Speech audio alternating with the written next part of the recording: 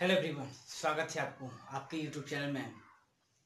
आज मैं आपको क्लास 12 फिजिक्स का एक ऐसा टॉपिक को डिस्कस करूंगा जो कि आपके बोर्ड एग्जाम के लिए इसमें से बहुत ही मोस्ट इम्पॉर्टेंट क्वेश्चन है कि बायो सेवर्ट का नियम है, एम्पेयर का नियम है, दो धारावाही चालक के बीच चुंबकीय क्षेत्र की तीव्रता ज्ञात करना है, इलेक्ट्रॉन है इसे, यानी ये बहुत ही इस चैप्टर बहुत मोस्ट इम्पोर्टेंट है। ठीक है, तो इस चैप्टर को आपको देखना अनिवार्य है।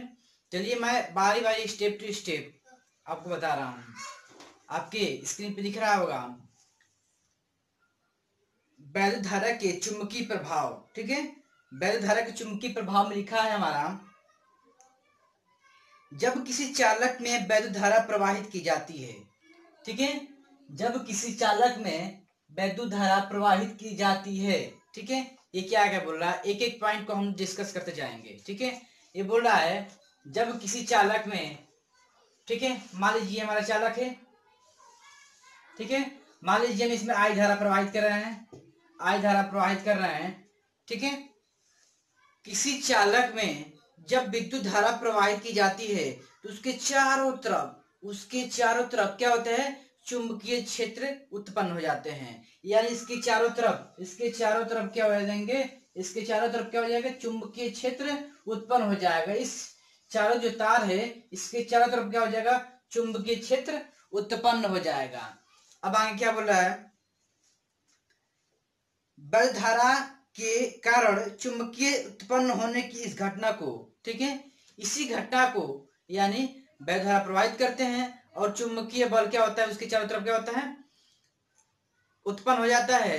तो उत्पन्न होने के कारण को ही क्या कहते हैं, वैद्युत धारा का चुंबकीय प्रभाव कहते हैं। चुंबकीय क्षेत्र का स्रोत वैद्युत धारा अथवा गतिमान आवेश है। ठीक है, इसके बाद बोल रहा है अंतरराष्ट्रीय पद्धति में, यानी अब इसके बारे में मात्रा के बारे में बात कर रहा है, इसको समझ गए हम। ठीक है, कि वैद्युत धारा का चुंबकीय प्रवाह किसे कहते हैं, यानी किसी चालक में, ठीक है, वैद्युत धारा प्रवाहित करने से उसके चारों तरफ क्या होते हैं, चुंबकीय क्षेत्र उत्पन्न हो जाते हैं। यहाँ तक क्लियर हो गया।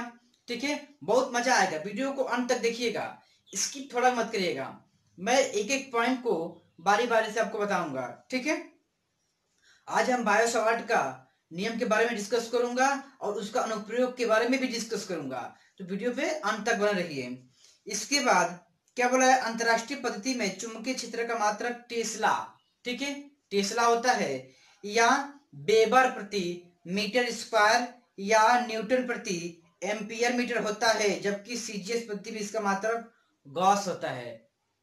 वैद्युत फ्लक्स यानी गॉस का प्रमेय पढ़े है ना, गॉस का प्रमेय, तो गॉस का प्रमेय नहीं, बस गॉस होता है। ठीक है, एक गॉस बराबर कितना होता है, 10⁻⁻10 टेस्ला होता है। इसके बाद अब आते हैं हम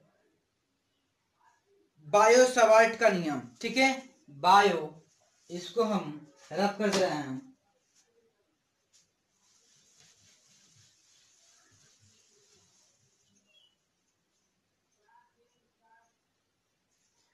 बायो सेवर्ट का नियम। ठीक है, बायो सेवर्ट का नियम, यानी इसके नियम क्या क्या है मैं आपको एकदम हलवा करके बताऊंगा। ठीक है, एकदम आसान तरीके से, यानी इसके अनुसार, यानी किसके अनुसार, बायो तथा सेवर्ट के नियम के अनुसार, इसके अनुसार किसी धारावाही चालक, मान लीजिए एक हमारा धारावाही चालक ये हमारा है। ठीक है,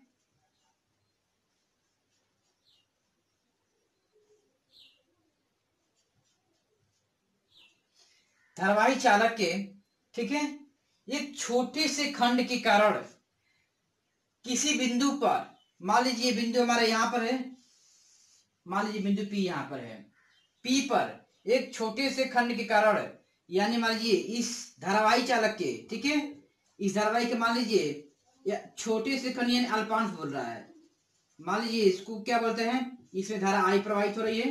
ठीक है, छोटे से खंड को मान रहे हैं हम DL।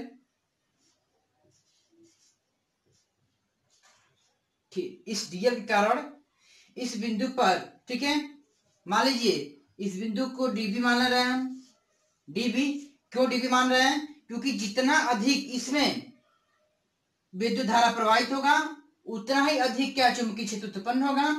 जितना छोटा अल्पांश का मान हम ज्ञात करेंगे, जितना छोटे छोटे खंड के कारण चुंबकीय क्षेत्र हम उतना ही जितना छोटा खंड के कारण वैद्युत चुंबकीय में धारा प्रवाहित हो रही है। मान लीजिए ये डीएल में वैद्युत धारा प्रवाहित हो रही है छोटा सा अल्पांश में, तो चुंबकीय क्षेत्र जो उत्पन्न होगा वो भी छोटा ही होगा। ठीक है, हमारे कहने का समझ रहे हैं ना, क्योंकि इतना बड़ा है हमारा धारावाही चालक, इसका एक छोटा सा खंड का हम ले लेते हैं डीएल। डीएल में जितना विद्युत धारा प्रवाहित होगा उतना ही विद्युत चुंबकीय क्षेत्र उत्पन्न भी होगा। ठीक है, ये बता रहे थे। ठीक है, अब देखिए यहां से इसकी मान लीजिए कोण क्या है, कोण को मान लीजिए थीटा है, थीटा मान लिया जाए। अब क्या बोले बायोट सावर्ट ने, अब बोला इसको मान सकते हैं एक नियम प्रतिपादित किए। ठीक है, क्षेत्र की तीव्रता ज्ञात करने के लिए बायोट सावर्ट ने एक नियम प्रतिपादित किया, जिससे हम लोग क्या कहते हैं बायो सावर्ट का नियम। क्या क्या किए थे, एक धारावाही चालक है। ठीक है, इसके आर दूरी पर, मान लीजिए यहां से लेके आर दूरी पर, यहां से लेके यहां तक आर दूरी है, आर दूरी पर एक बिंदु P है जिसपे हमें क्या है चुंबकीय क्षेत्र की तीव्रता ज्ञात करनी है। ठीक है, इस धारावाही चालक का एक छोटा सा अल्पांश, ठीक है अल्पांश लेते हैं, इसी के कारण हमें क्या करना है चुंबकीय क्षेत्र की तीव्रता ज्ञात करना है। इस पूरे के लिए नहीं, इस छोटे से भाग के लिए हम लोग क्या करना है चुंबकीय क्षेत्र ज्ञात करना है। तब क्या होगा जितना अधिक, ठीक है जितना अधिक इसमें क्या होगा चुंबकीय क्षेत्र उत्पन्न होगा। ठीक है, जितना अधिक चुंबकीय क्षेत्र उत्पन्न होगा उतना अधिक इसमें क्या होता है धारा प्रवाहित होगा। अतः क्या हो जाएगा डीबी जो होगा समानुपाती किसके हो जाएगा, डीबी समानुपाती आई के हो जाएगा। यानी जितना अधिक, ठीक है जितना अधिक चुंबकीय क्षेत्र उत्पन्न होगा उतना ही अधिक इसमें क्या होगा धारा प्रवाहित होगा। अब ये डीबी जो होगा समानुपाती हो जाएगा डीएल के। डीएल क्या है इस धारावाही चालक का एक छोटा सा अल्पांश। ठीक है, यहां तक हो गया। अब यहां पर डीबी हो गया। अब ये डीबी जो है इस कोण की भी समानुपाती होगा, क्योंकि जितना अधिक कोण बनेगा उतना अधिक क्या होगा वैद्युत क्षेत्र की तीव्रता भी क्या होगा चुंबकीय क्षेत्र उत्पन्न होगा। यानी क्या हो जाएगा डीबी जो समानुपाती होगा साइन थीटा के हो जाएगा।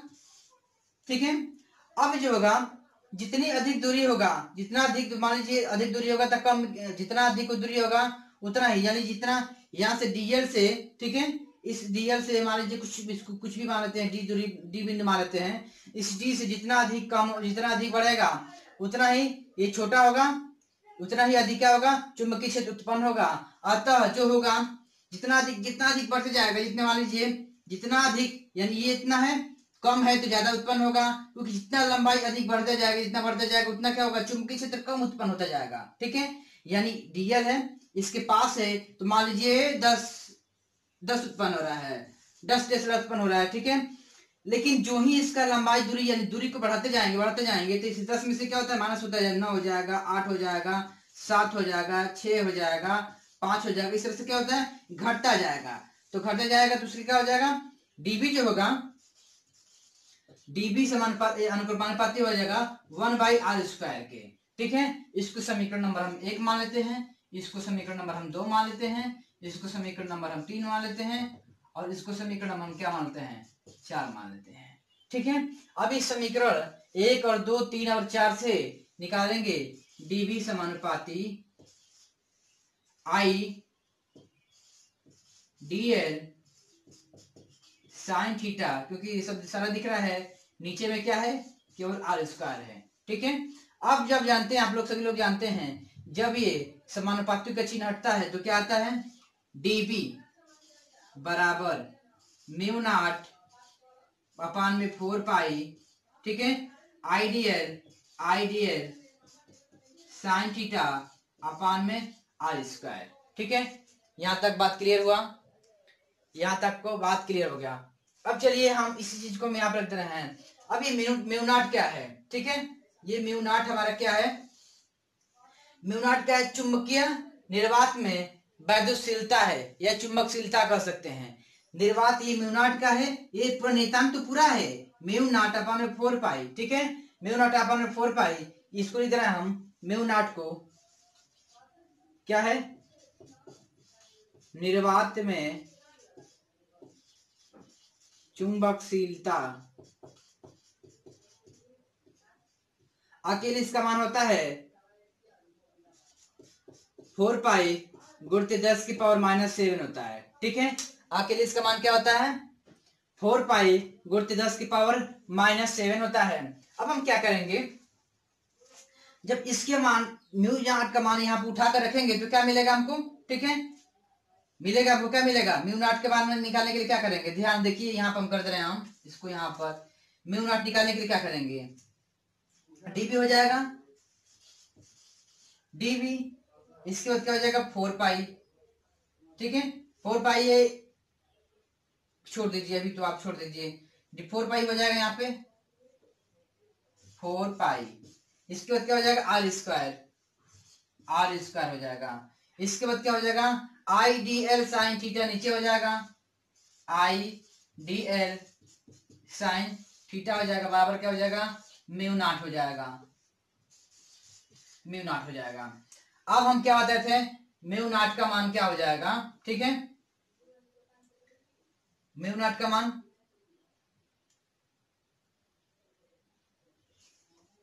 एक मिनट के लिए, कहीं गड़बड़ से नहीं हुआ ना,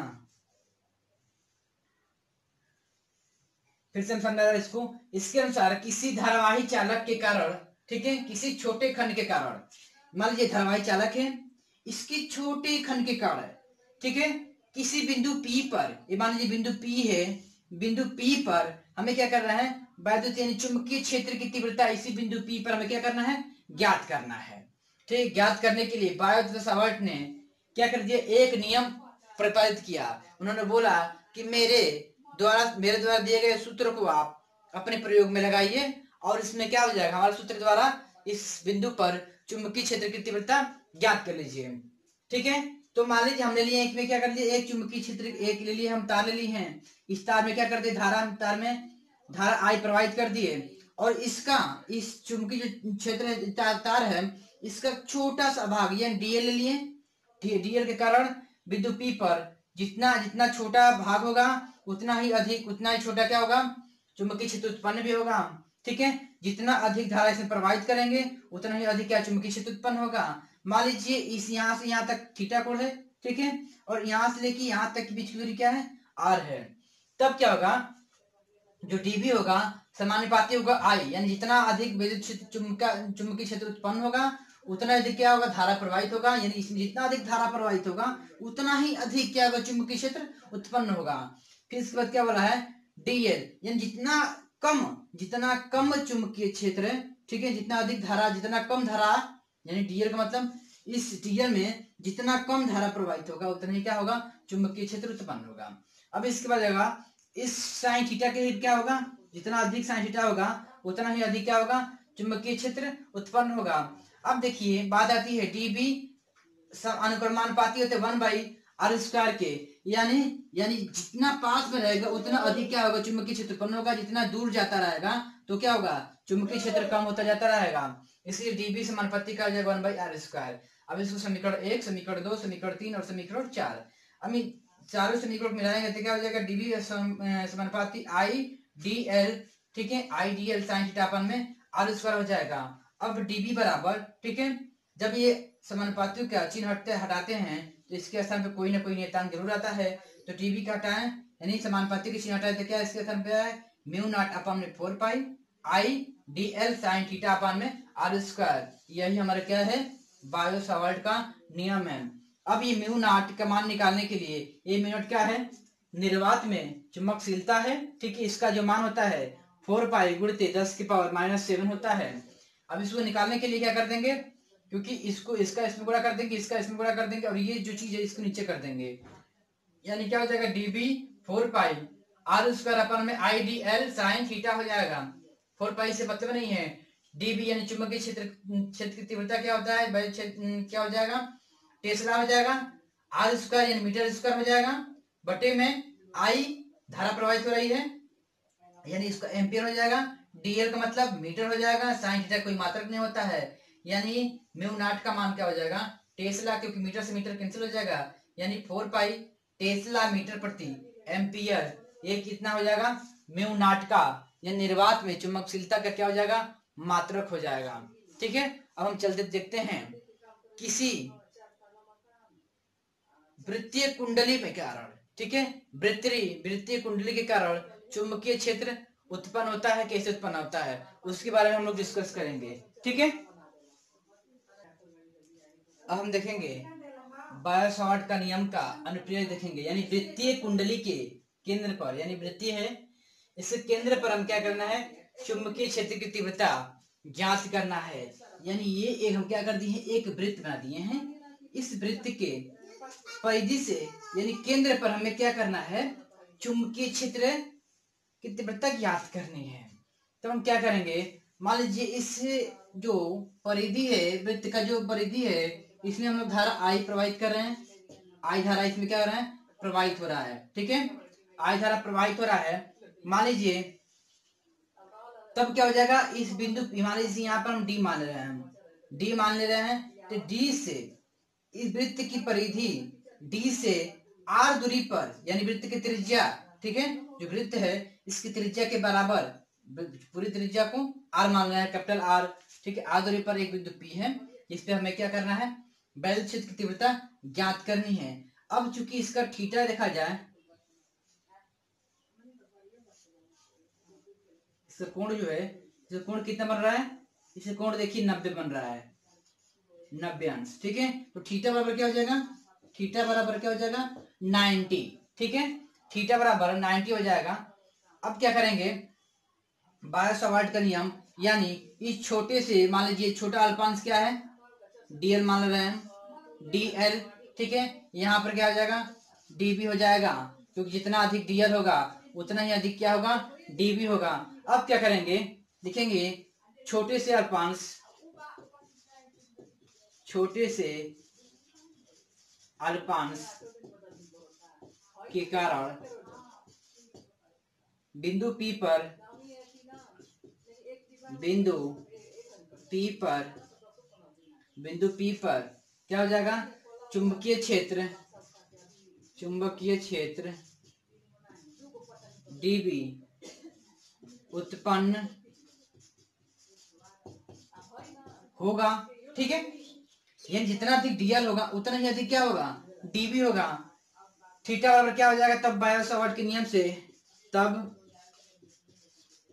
बायो-सावर्ट, बहुत से लोग बोलते हैं सेवर्ट, बायो-सावर्ट का नियम नहीं, बायो-सावर्ट होता है, बायो-सावर्ट के नियम से क्या हो जाएगा डीबी अपान में क्या था म्यू नॉट अपान में 4 pi I D L sine theta upon में क्या हो जाएगा, अपान में क्या हो जाएगा आर स्क्वायर। ठीक है, डी एल। ठीक है, अब इसमें थीटा बराबर क्या है 90 अंश है। ठीक है, और बाकी चीज तो है ये आर स्क्वायर क्या है, आर स्क्वायर क्या है इस त्रिज्या के बराबर दूरी है। ठीक है, आई क्या है इस परिधि पर जो परिपथ है वृत्त का जो परिधि है उसमें प्रवाहित धारा है, डीएल क्या है इस परिधि का एक छोटा सा अल्पांश है, इस परिधि का एक छोटा सा, यानी पूरा परिधि है। ठीक है, उसी पूरी परिधि का एक छोटा सा अल्पांश के कारण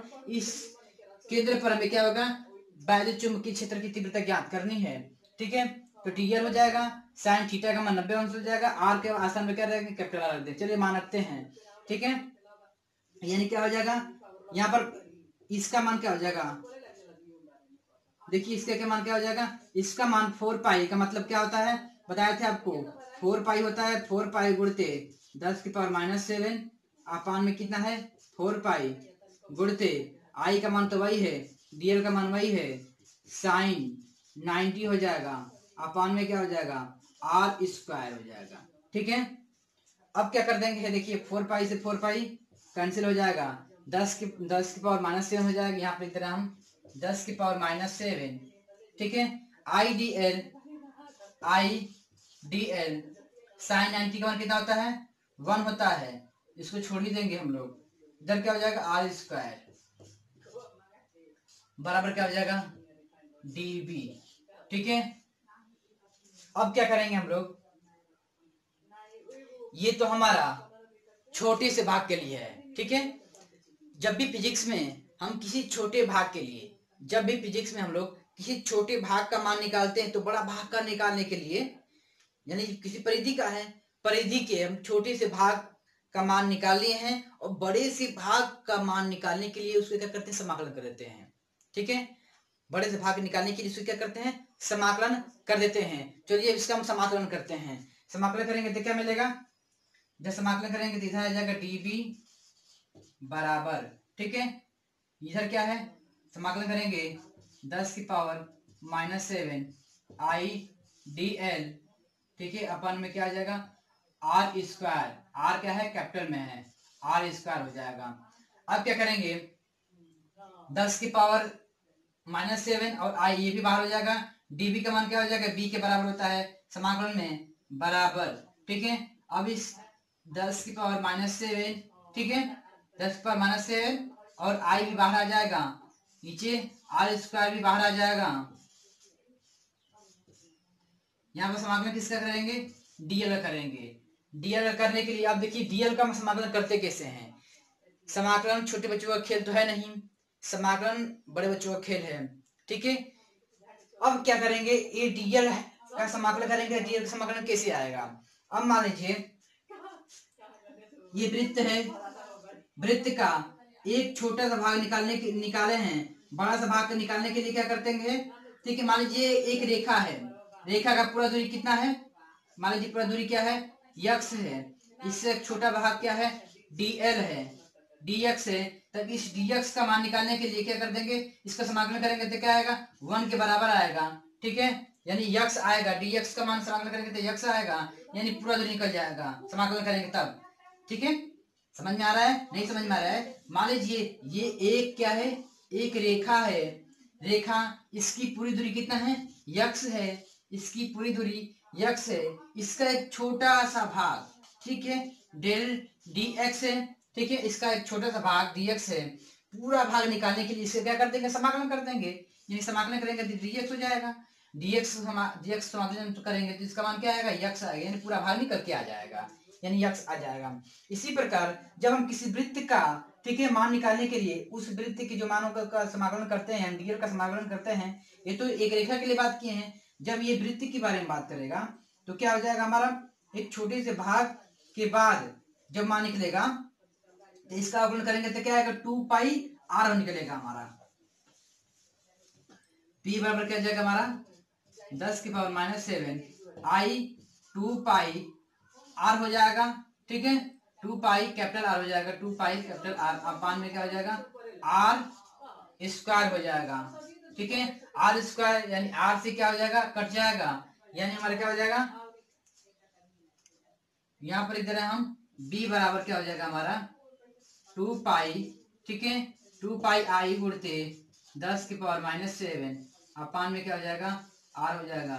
इसे आप लोग क्या कर दीजिए नोट कर लीजिए। ठीक है, इसे आप लोग नोट कर लीजिए। तो आज के लिए मैं इतना ही रहने देता हूँ। ठीक है, आज के लिए मैं इतना ही रहने देता हूँ। यदि हमारा वीडियो आपको पसंद आया हो तो वीडियो को एक लाइक जरूर कर दीजिए और चैनल पर नया है चैनल को सब्सक्राइब करके बेल आइकन को प्रेस कर लीजिए, जैसे कि हमारे नए नए वीडियो नोटिफिकेशन आप तक सबसे पहले पहुंचे। धन्यवाद।